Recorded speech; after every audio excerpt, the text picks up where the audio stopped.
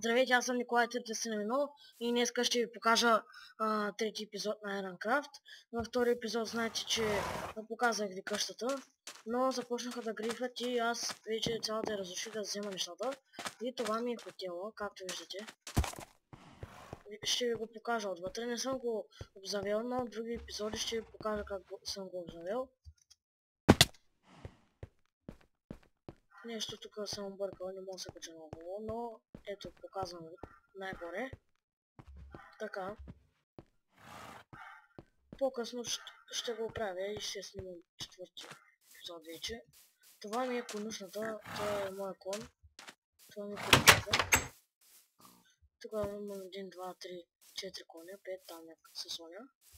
Тук си правя отварен, направи се едно заздравяване и други. Честовете ми, това е често, много често е имам. Тук всичките са пълни.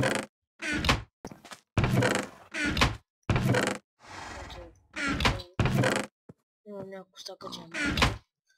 Много злато обаче имам. И така. Сега наскоро се направих и тук след сложих.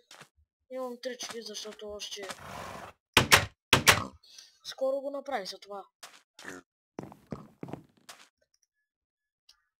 С коня скача една за блокчета.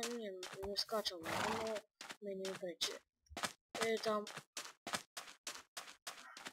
тук ми е сято. Сега ще ви покажа на моя приятел моста. Какъв е хубав. Вижте къщата му каква е хубава. Това е Бошко. И аз исках такава ендермен глава, но не мога да намеря. Сега започва да се обзавежда къщата. И пак ще се върнем.